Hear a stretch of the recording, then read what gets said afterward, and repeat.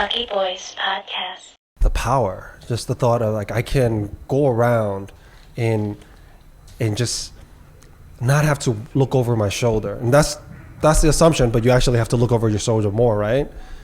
And I think the second thing is having a sense of family, because a lot of these people do come from broken homes or from abusive homes, right? And when they get an opportunity to get that sense of where they feel loved, you know, you're not going to get it from home.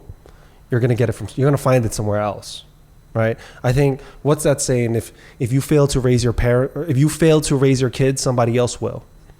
And I think a lot of these immigrant parents are not only just for Asians, but across the board, where they're working most of the time, right? So they don't have time to really teach them the right way and what's wrong, and you know, all they can do is put a roof over your head and food on the table and a bed to sleep on, and that's their way of parenting. Mm-hmm. And that tends to backfire a lot, because those kids need more than just a roof over their head, meal. They need much more than that. Yeah, they need resources, they need education, they need love, they need hugs. And in Asian families, even ones that are wealthy, right, that came from good homes, not broken homes, how many times do you hear like, there's this meme with Shang-Chi, right? Like saying the fakest part of Shang-Chi's was when the mother says, "I'm proud of you," right?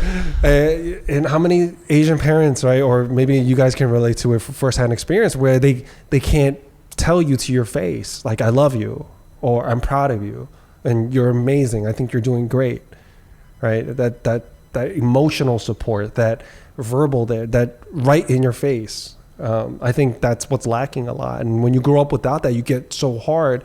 But when someone outside gives it to you, you're like, huh? What did you say?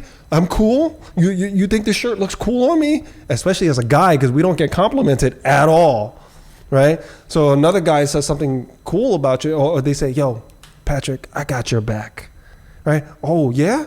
Because I've been bullied. I've been hurt. You're going to be with me?" Like, yeah. Oh, shit, man. Like, fuck yeah, then. You know what?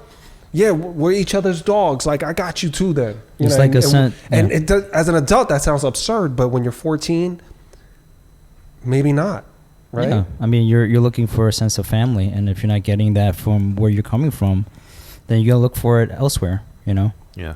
I'm still waiting for that from my family. To say I love you.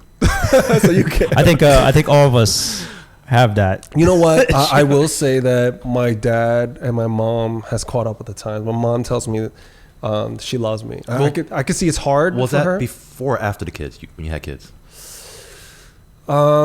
Sometime. Because I feel like once you become a parent. When I got a job. Oh, when you got a job, okay. That's when I became a full-time worker, I think that's when she was like, "You're an adult." Yeah, I could. Say I started feeling a little bit of that when I went to college, right? She teared up, she choked up a little, she held back tears with me leaving the house. But when I got a job, and she was like, "All right, he's gonna be okay. Okay. He's not gonna work in a sweatshop. He's not gonna work in a restaurant." I think that's one of her biggest fears for me, that I would be a loser in her eyes, right? So I think that's what made her so hard towards me. But when she saw that, I think she just kind of took a step back and go, "I think he's gonna be okay. I did my job." And I could now focus on myself. And I watched her become more like a child, like just more loose and chill, way more relaxed in life than just a big stressor, right? And then my father, he told me he was proud of me when I got a job. So it was just, I think once you start figuring out ways of making an income, well, at least for me, just becoming an adult, it made my parents go, okay, he's not a child anymore. He grew out of all that bullshit, like cartoons or being out with friends all day and basketball all day or whatever it is, right? I think my parents were like, okay, he's turning into a man. I'm seeing this. And then it's like, I think each milestone, they just felt more proud. The walls came down at each level. Yeah, I think that's what happened for at least in my experience. But I did, for the first 20 something years of my life, it was very difficult. I was like, do you guys even love me? Like, geez, like, I agree with you, man. I think for Asian independent artists like myself and a couple actor friends, I think we haven't got that, because we're struggling to create art and we're not getting paid for the big bucks to like for for our family to recognize, like, oh, they can hold a job because they're working at so and so, like a studio.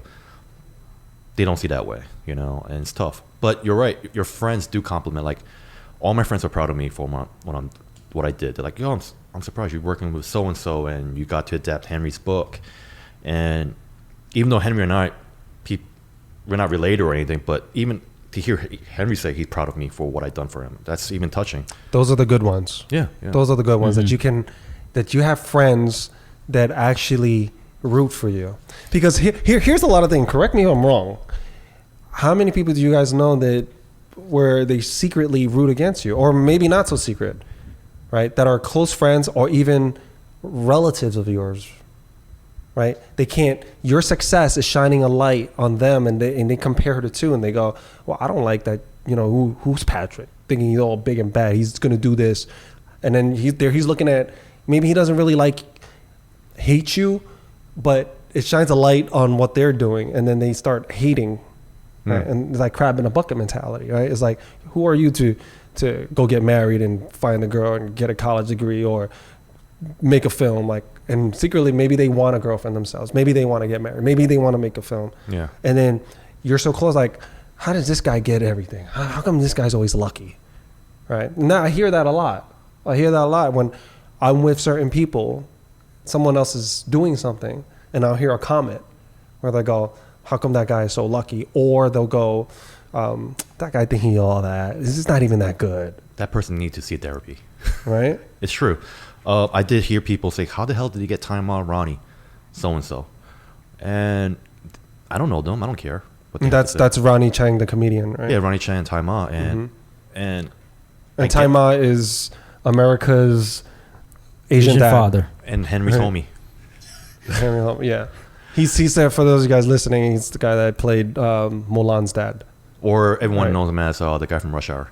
Yeah, but that's an older movie. The younger people listening may not. Yeah, the TikTok generation probably doesn't know. Well, Henry. That's very true. They might not know, but yeah.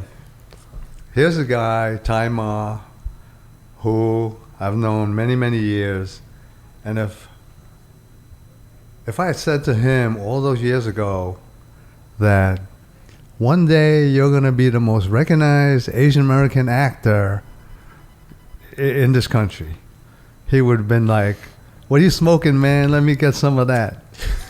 And here he is today, Tai Ma, Rush Hour, a number of other Farewell. big Mulan, films. Farewell, Kung Fu. I seen him And a A lot. Father's Son. Lucky Boys Podcast.